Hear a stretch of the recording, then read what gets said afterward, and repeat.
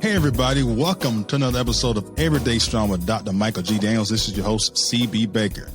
We are back remote again, and we got a really great topic for you all today.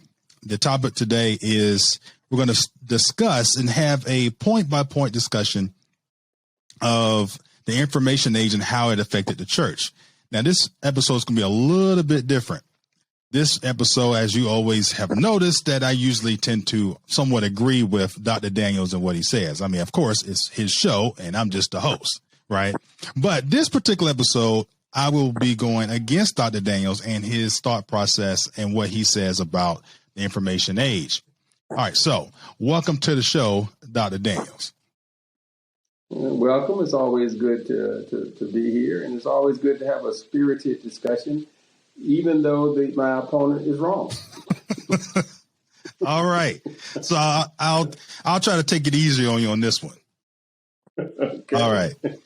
So, Dr. Daniels, I'm going to go out on a limb here. I'm going to say that the information age, even though it has been good in most aspects of the world and globally, I'm going to say for the church, it has not really helped the church. In fact, I think it's made the church go backwards with some of the negative information that's being shared on social media and in the media in general. What's your thoughts on that? Mm-hmm. Oh, well, here's the thing. Two things. Number one, as Easy E pointed out, there's no such thing as bad publicity. Okay. Anything you get for free is good. And anytime your name is in the news, it's always good. And as a matter of fact, I think Donald Trump kind of put the rubber stamp of approval on that concept, that all news is good news as long as you know how to spin it to your advantage. If you think about the church in general, for example, ever since Christ made the statement about his purpose, Christianity has been under attacks. I mean, that's really nothing new. And there's always been bad things said about Christianity because other major world religions have always gone against it. So the idea that, they just started getting bad news once we got Twitter and once we got Instagram and social media really kind of limits limits our thought process when you really look at the history of Christianity. Yeah, okay, I understand that, but you have to look at the aspect of through the history of Christianity, even though historically Christianity and Scripture was told verbally, and then the printing press came about, and it progressed and it progressed even more. But each time it progressed even more people got to read the Scripture, and more people got to be able to go against it or reject Scripture or persecute the Christians, so to speak. So if we see that throughout history, and then when you have mass communications come along with television and radio and television, and now with social media, I think is really exploded, not for the good, but for the bad, because if you turn on your TV, if you hear anything about a church, it's either something negative happening at a church. If you go on social media, it's normally something negative happening about a church or with church people and people complaining about church people. It seems like we've given the voice of the negative naysayers have overtaken the people that are for Christ. I would go along with you, except for the fact your take on history is slightly understated. Okay. The reality is that Christianity has been under attack. And I mean, when I say under attack, I mean, think about this. How many pastors do you know have been crucified because of what they preach in today's climate? Yeah. How many pastors do you know have been hung upside down and their heads chopped off? How many people do you know have been killed in today's climate just because they practice Christianity? But let's face it. If you think about the Christianity, let's say when it initially began, in many places it was a crime to even talk about Christ as the Messiah. Right.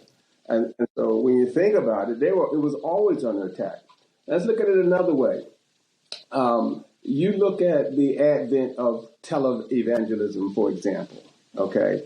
And if you think about people who actually read the Bible, if you look at when the printing press really first came into being back in the 1600s or whatever, I mean, really it was before then, but when it really became popular to print books in the 15th, 16th century, right?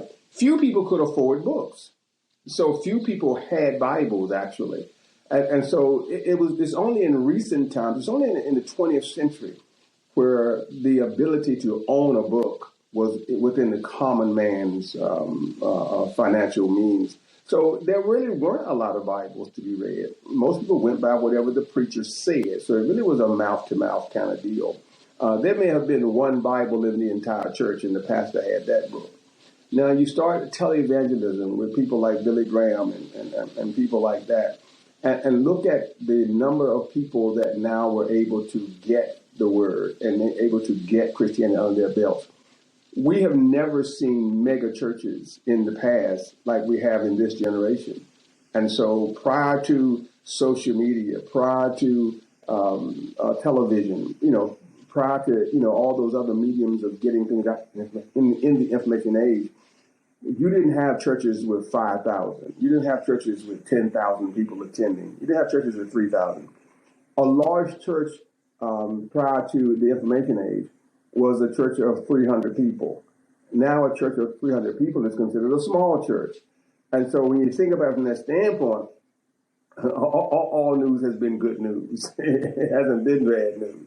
And that's what I'm saying, is that people haven't left the church because of social media. People have joined churches because of social media. And actually young guys like yourself have been able to now start churches online, and they have exploded. These young guys are really exploding. They're using it to their advantage, and they have grown tremendously in establishing churches, which is what wasn't the case, 20, 30 years ago. Yes, I will agree with that. The people that's able to use social media for the marketing aspect of it has really grown, especially for the church. But the issue that I'm seeing with the church is a lot of times, it maybe it's due to the algorithms of on my social media feeds.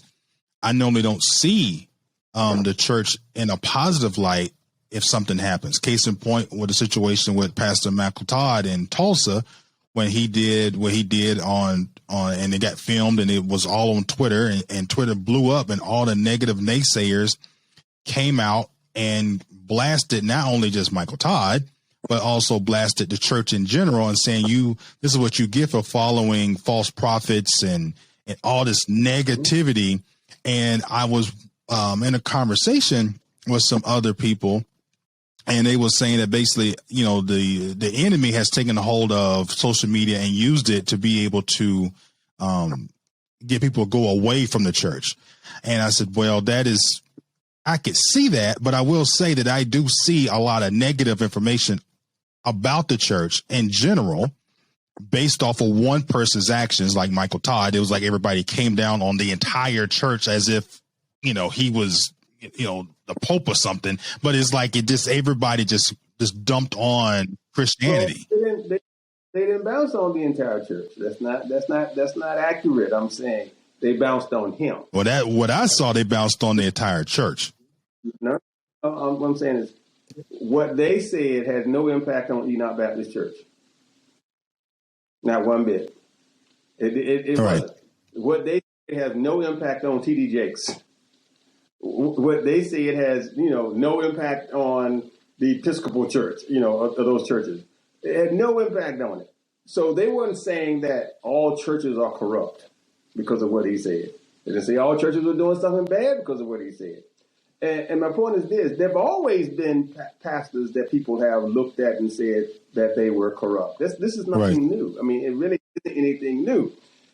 It may be new to people who are just tuning in, but if you've been doing this for a while, it isn't new to you. The other thing is this: if you think about the number of Christian channels that are on cable and that are on different platforms, okay, they are far-reaching.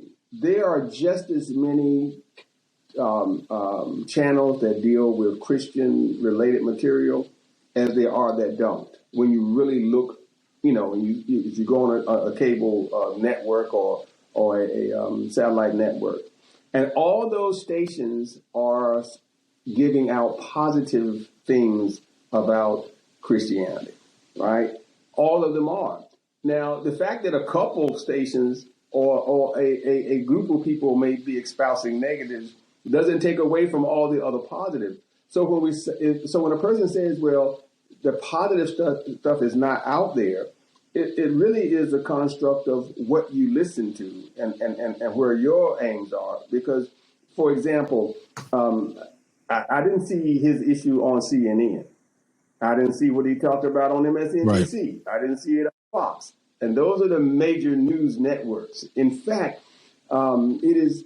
I oftentimes see on CNN and I oftentimes see on MSNBC them with religious leaders on there to talk about, things in the community and things that need to be done. Also, if you look at Fox, Fox is filled with programming where they have conservative pastors coming on, talking about issues. So, if the major news networks felt like, that there was such a negative impact that all they got ratings for is negative stuff, they wouldn't keep having those pastors on to talk about things to their viewers because their viewers would turn away from them. Yeah. Now, I will say this, let's talk about the misinformation that's on in social networks, on YouTube, and the false information that's being spread at the same rate as the good information. As you know, as you know as well as I know, because you've basically been training me and mentoring me in reading scripture and making sure we get it right. That's our whole job as ministers, is to make sure we're telling the right information. And we briefly touch on the people who are out ministering but are not trained and not necessarily given the wrong word, but not the total absolute truth. Does that have an effect with the social media affecting that, where people are saying, okay, I know the Bible and I can read, so I can go online and have the access to be able to tell these people the gospel, but they're not necessarily telling the whole truth? Isn't that a negative in a sense? Well, I'm not saying that there aren't negatives, but my point is the question that you posed earlier was, has social media been more devastating to the church, or has it moved the church forward? What I'm saying is that there have always been equal amounts of negative. Actually, there have always been more negatives brought out than positives. There's always been more misinformation than righteous information, when it comes to what we consider to be the one true God. And so if you look at it proportionally, is what I'm saying. For example, Adam and Eve in the Garden of Eden, right? The serpent gives them misinformation. Right. So right then you had misinformation that came out, right? Now, did it adversely impact them? Of course it did. But did it stop them from believing that there is a God? No, it did not, right? So what I'm saying is that misinformation coming from people who are either well-meaning but just don't have knowledge, or from people that are trying to destroy, it has never stopped the progress of the plan that God has in store, is what I'm saying. Now, to say so, would be for me to presume that the forces that are against my God have more intellect than my God, right? And that's kind of hard for me to swallow. Do I admit that, Satan is certainly using everything at his disposal? Of course, he is. But I guess from my tenure, I've never seen him not use everything at his disposal, but it still hasn't stopped people from going to the church, nor has it stopped people from getting saved. There have always been pastors, that I've known of, or people who have talked bad about the church. This is nothing new. They always have. They've talked about pastors driving I'll go back to the 60s, for example. Traditionally, the pastors always drove Cadillacs back Right. in the 60s. They had the best cars in the neighborhood, there's no Right. doubt. So there was always this thing about, well, where's the money really going? Is it going in the pastor's home for him to get a new Cadillac? Right. Or is it being used for... And so there was always people that said things like, he just wants your money. He just wants your money. They just want your money. God don't need your money. So why would you give to a church? There have always been people, there have always been naysayers, and that hadn't changed. There have always been people that said it doesn't make sense for you to go to church. You can read the Bible on your own. That's something that's been consistent as long as I've been alive. So I guess my point is when you get it proportionally, right? When you did not have social media, you had more against than you had for. Okay? If you look at social media, if you have more against than you have for, proportionally it hasn't changed. Right. It's the same thing. So the question is the impact of it. And I'm saying, if I look at it and say, what's the impact? People, when Joel Osteen, for example, when the flood hit Texas, Yeah. right? And Joel Osteen did not immediately open his doors.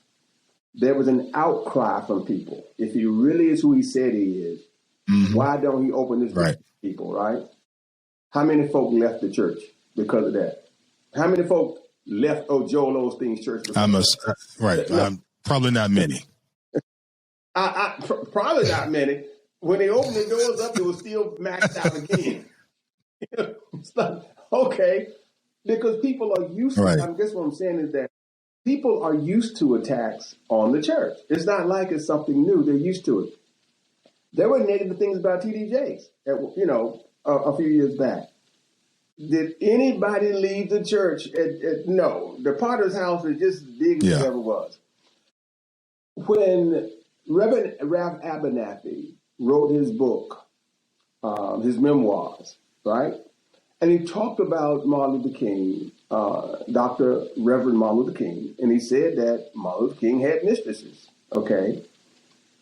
Did we get the holiday still? Yes, we did. We still got the holiday. People still lift him up. Now, they hated him back in the 60s, in the 50s. Right. They hated him, okay? But he is more revered now than he's ever been in his life. So, think about, well, again, I know, you're younger, much younger than I am, a different generation. But I remember when the Nation of Islam was feared by not just white folk, but even by Christian black folk. They feared the Nation of Islam. But now, no one cares if you are a Muslim, if you're a black Muslim. People aren't afraid of you. It's acceptable. So I guess what I'm saying is that historically, there have always been attacks on the church, and the Bible tells us that. And even in the Bible itself, there are examples of people trying to destroy the Word of God, right?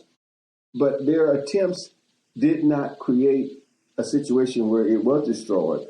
What happened was it ended up becoming a more powerful tool, right? For example, think about when the Israelites went into captivity, okay? And look what King Nebuchadnezzar tried to do, right? He tried to destroy it. Look what some of his high-ranking officials tried to do. They tried to destroy it, right? They made a decree that you couldn't pray, right? And because of that decree, and Daniel gets thrown in the lion's den. Well, does that cause the Christianity to go down or to be built up? Yeah, it caused it to really flourish, because now we use that story not as a way to cause people to move away, but we use that story as a way to give people more faith. To say, you know what, look what God did when others tried to destroy it. So I guess that's why I'm just saying that, and I understand why people see it the way and we're doing point counterpoint, so you got to argue that point. I get it, and I understand why people may assume that, but to me, I haven't seen, I guess what I would say is true evidence that anyone's congregation has diminished because of the news that we hear negatively. Again, because we hear, most people who are Christians, I'm just saying, most people who are Christians, people who love the Lord, like yourself, for example, if somebody rubs their saliva on their brother's face, does that really bother you? I mean, I would look at that's nasty. I'm not gonna leave the church, but I'd be like this. I'm not saying, but I'm not saying would you leave your home church because another pastor did that? No. See, that's what I'm saying. That is sensationalism to me. That really does not impact people. Really, right. If he want to rub saliva on his brother's face, okay. If his brother can put up with it, fine. But it doesn't stop me from saying that, well, God is still God. I guess that's the point I'm making. So to me, the question is, does misinformation cause people to say that God is not real? Or does misinformation cause people to say the pastor is phony? Now I'm going to follow up that question with another question. Is it keeping people, unsaved people, from getting saved or coming to the church? I understand your argument on the people that's already in the church, that they, most likely won't leave a church. But but those type of misinformation and things that's come out may keep someone from coming to the church. Okay. Again, people don't come to church because of what happens in another state or another city. Here's why people come to church who are unsaved. Unsaved people come to church because some event in their life causes them to say, perhaps I need to see God. I'm just saying that's the reality of it, right? Is that they don't. Most people don't sit. Most people don't get high on Saturday night and get drunk and invite a girl home, have a good time, commit fornication, and then wake up in the morning and say, you know what? I think I need Jesus. That's not what normally happens. What normally happens is you can't pay your bills. Right. You get sick. Somebody in your family dies. You're about to go to jail. It normally is something that happens in your life that causes you to reach out, right? And in conversation with someone who you trust, they say to you, hey, listen, perhaps you just need to pray about it. Perhaps you need to try God. And so that's what draws people to churches, is what I'm saying. When I was in my early 20s, the reason why I stopped going to a church was not because of what I saw on television, not because of what people told me about church. It's because of my own ideas about church. I didn't come back to church because of that either. I came back to church because my life situation was not ideal. And I was struggling, right? And a wise pastor said to me, try God for 30 days. He said, if it don't work, the devil will take you back, And I'm saying, I think that's why most people who are out of the church come to a church. And so if you're out there having a great time without the church, generally speaking, you stay out there. So you don't not come because somebody said the guy rubbed spit on his brother's face, or because somebody took the money and bought a new, jet. And I'll tell you why I say that. If one of the football players take the money and buy a new jet, does anybody get upset? They still come to the football game. Yep. If he's the girlfriend, do the true fans say he should leave the league? If Tom Brady slapped his wife, are the true Brady fans going to say, oops, he better stop playing because of that? No, they're not going to do it. Then the people who don't come will say, what? I ain't coming now because of what he did. Right. Which won't come in. And one could argue even the situation with Ray Rice, the league is the one that took him out. The Baltimore Ravens wanted him to come back. And the fans wanted him back. Right. His wife wanted him back because you hurt my pocket now. So I guess that's my point, is that is there misinformation? There has always been misinformation. Always. Not without a doubt. I mean, every neighborhood has misinformation about the church. When I say every neighborhood, I mean every neighborhood in America. And the reason is because people in America argue what they think and not what the facts are. So there's always been misinformation. In my family, I'm a pastor of a church, okay? I hold a doctor's degree and haven't stopped studying just because I got the degree. But people still try to tell me that I don't know what I'm talking about. Yeah. Yeah. I've seen it. And so, So they bring misinformation to the table. Now, if they're giving me misinformation, I know they're giving their friends misinformation. Right. So, and that's why I'm saying it happens it's been a proliferation in society as long as there has been society. People have always given it. And I can tell you what, information that you give firsthand has a greater impact than information you get on Twitter.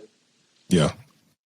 You know, if your cousin or your sister or your brother tells you something bad, it has a greater impact than if on Twitter you see something bad. And so if the church can withstand that personal misinformation, it certainly can withstand Twitter.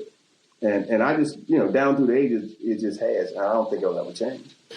Well, we're at the 26-minute mark.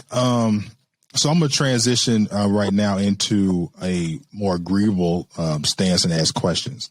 So one thing I've encountered is that misinformation. I've encountered that misinformation from people, and once they find out that I am a minister, and they'll start like challenging you a little bit, and or asking questions or things like that. And I've actually had some people that were ministers that got out of the church, but due to being quote unquote church hurt, which I want to have a episode about that later on. But I do find it interesting that a lot of times when you're being taught, you're taught some of the questions that you will get asked and how to answer them correctly, because of what you just said, a lot of misinformation is spread and given to people, that don't know, or you see somebody that goes to church and say, hey, you go to church, can you answer this question for me? And then sometimes they get it right and sometimes they get it wrong. The question I have for you, Dr. Daniels, is what is it that we can do in the church that can help with that, for us helping the congregation being able to tell the right answer for the most asked questions? Well, I think every church I know operates in a way that provides people with the information they need to provide the right answer. But people by nature are less likely to accept that which is offered. For example, every church I know has either a Sunday school and or Bible study, right? But the percentage of church members that attend Bible study and or Sunday school is extremely low. For most churches, it's about 10%. The average church, that's what you're going to get, 10% or less. So it's not that the church isn't doing something, it's that people don't feel it necessary to get the information. So that's one thing. The other thing I say is this, is that there are a lot of churches that have pastors that are not trained. Okay. I'm not saying all churches, but there are churches that, because there are people that start a church, okay, that have never gone to seminary. And their presumption is that I know enough to start this church and I know enough to teach this stuff. And what they say things like this is that, the apostles, they didn't go to seminary. It's true, they did not go to seminary. But they had the one that is the author of the Bible teaching them. They were around Jesus 24/7 for a number of years, which meant that they got enough information to get 2 and 3 doctors' degrees, right? Even Paul, who may not have been with Christ directly, Paul had studied at the premier religious institutions of his day. He studied under one of the greats. So they had the information. Right. But today, there are people that start churches that have never gone to seminary, that have only just read the Bible, and they haven't even read the entire Bible. Okay? So if you don't have the information, then that which you teach or preach may be somewhat, misleading at times. And that's an issue. So I guess what I would say is that if you're in a church, you want to make sure that the person that's leading you actually has the training that they need to teach you. And if they don't have the training, then you need to find a church where that pastor does. It's not about who can excite you. It's not about who can just turn you on your head. And that's why a lot of people, especially in our culture, because we are emotional folk, we want you to get us on our feet, yelling and screaming and shouting. But you have to find a church where the person teaches sound doctrine. And if you do that, it'll enable people to deliver the same message, because the Bible doesn't change. And that's the irony of it. If the Bible hadn't changed, why have we so many different versions of it when we're teaching? When I was a kid, we learned Mary had a little lamb. His fleece was white as snow. And everywhere that Mary went, the lamb was sure to go. Okay? Now, if you ask 100 kids who learned that, what does it mean? It'll always be the same answer. Right. Right? That's because they went to school and learned it. If you ask anybody what is 2 plus 2, they'll always give you 4. If you ask folk about the Bible on something as simple as what does John 3:16 mean, you get different answers. Yeah. And that's because different people taught who did not have a sound doctrinal understanding of the Bible. Yeah. So it's interesting that you put it that way. And we've talked before about how we bring our kids up. We quick to put them in kindergarten school, quick to put them in preschool, but not very quick or very slow to teach them about the Bible and the things that's in the Bible and the teachings in the Bible, which ironically, when you get older, you find out this is the most important thing I need to know. Because if I'd have known this back when I was a teenager, I would have had a whole lot of things happen different in my life. I could have missed out on a whole lot of drama because I would have been taught certain basic things to do. We talked about that with marriage. Like if you're taught how to find a wife and how to find a good husband, you would not have maybe dated that one guy for 3-4 years and then end up, wasting those 3-4 years on finding out what you don't want, but you would have known it in 3 months, So right. Yeah, I think we do have an issue with that. But what can we do, Dr. Daniels, as leaders in the church to be able to help people get that information and spread it without turning the people off, Well, I just think knowledge is the key. I just do that. I think, there's so many people that want to appear to be smart. They want to appear to have it. And so they like to, show that they can quote scripture and act as if they have all the answers. But you have to be willing to say, I don't know. I truly don't know. Rather than just giving something so it'll make you feel good or look good. And I'll take that back to something you said a little earlier. You talk about ministers who have said they have given up on the church, right? Walked away from the church, right? Now, that has to have been someone who has not been properly trained, right?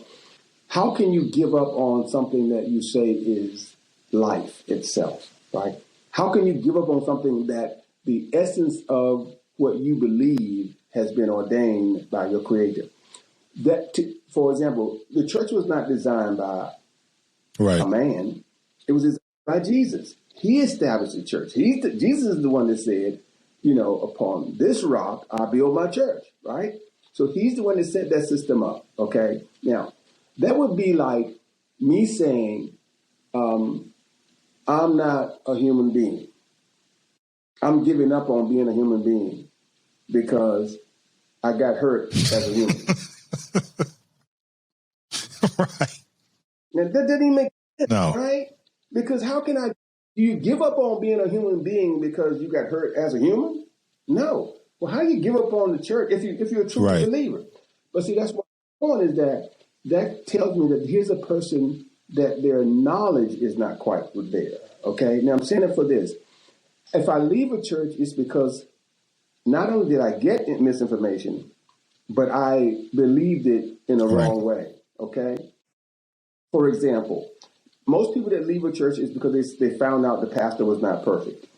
Yeah. Or members in the church were not perfect, right? As would you leave if everything's perfect? Is there anywhere in the Bible that suggests that a pastor or a member will ever be perfect? I know, right? So if I'm a minister, right, and I know that to be a fact, but I also know I'm not perfect, why would I ask it to be perfect? See, that doesn't make sense in a right? So, if I'm taught that as a minister, as a member of a Christian faith, Jesus said, "I'm to forgive 70 times 7." Right. So, if that's the case, then why would I ever be upset with anyone? Because I'm the one that's supposed to forgive. So why would I leave because you did something? In other words, I should forgive you. Now, I may choose to leave this particular local church and go to another local church, but I can't give up on the institution that Christ established. Yeah. And, it reminds me of like really myself, like, well, I don't know so much about this yet, so maybe I should not do X, Y, and Z. But I thought about it. I thought about the conversation we had, now about 6-7 months ago. You said, CB, when you started playing football, you just started playing. And then you found out along the way that you was, good at certain things and not so good at certain things because you had a coach and you had, you had other people that you talked to. Right. And I took that as like, you're right. Like you're not ever going to know how you are going to be at something until you start doing it. And then you got to get practice at it. And you got to do it, daily. So I hear you, when this particular person say he was a minister and left the church. And I said, you got out of the game, for the wrong reasons, because it's not like once you learn the information, like you said, once you learn it and you wholeheartedly believe it, you can't turn the switch off. It's on. Right. Yeah. and you had to understand that I'm operating at a different level, right? When if you play ball recreationally, okay, you couldn't, you had to understand that I can't run the same plays that a professional run. And if you played the ball in high school, you can't think to yourself, well, I'm upset at my wide receiver friend because he don't run a 4 flat 40. Right. It's everything based on where you are, in that situation. Or that person can't throw the ball 60 yards on pinpoint accuracy. Well, you have, people who are in church that think that way, right? Is that, wait a minute, you became a minister a year ago and you expected that person to be able to throw pinpoint accuracy like someone who's been doing it for 40 years? Right. It doesn't happen that way. So at each stage of the game, we have to play our positions. And as folk always say, stay in our lane, right? We have to play our position based on, where we are at that point in time. And I think if people would do that, it would change the dynamics. But that's why I'm saying that comes with, that knowledge. Because even the apostles, right, recognize that, hey, we don't have what Jesus has. Right. We're not now what we will be one day, because even they came back and said to Jesus after one incident, Lord, why couldn't we do this? Right. Why couldn't we cast the demon out? So even they came to a appreciative understanding that just because we're walking with Christ don't mean we know everything. Right. And if you don't know everything, you don't act you can't act good in every situation.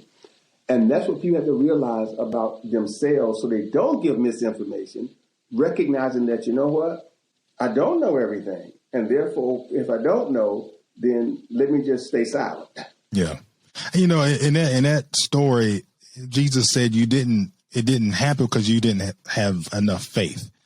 And that stuck with me. Cause I was like, when I'm doing something, it's okay. Do I have faith that I'm able to do this? And I look back at my life and like most of the times when I failed at something, when it really come down to it, I didn't have enough faith that I could pull it off. But if you absolutely know, we talked about the car a couple of weeks ago. If you absolutely know you're going to go to the car and hit and turn the car on, it's going to start. Why we don't have that same faith in God himself? We always second guessing something. So now when I start second guessing things that I'm, trying to do, or I'm telling somebody, I say, okay, CB, have faith and then keep going, trust that it's going to work. And that's the real key that I keep trying to, remind myself every morning when I pray. And then also remind other people. It's like, you got to keep the faith and have faith that's going to work out, because if you give up, you gave up. There's no, you're basically not going to get the reward, or if you only sold half a seed, you're only going to get half a seed reward back if you gave up midway, Right. If you don't try, you surely cannot succeed. Right. That's right. All right, Dr. Daniel, this was a good episode. I hope everybody likes this new format. I'm looking forward to having guests on and expanding on our conversation. And so is there anything you'd like to bring up before we close out? I think we touched enough today. I think we went around the world almost. Yes, we did. Yes, that was a good show. Thank y'all so much for listening and watching. And please hit the like button and share this episode with anybody and everybody that you know. This is your host, CB Baker. Till next time.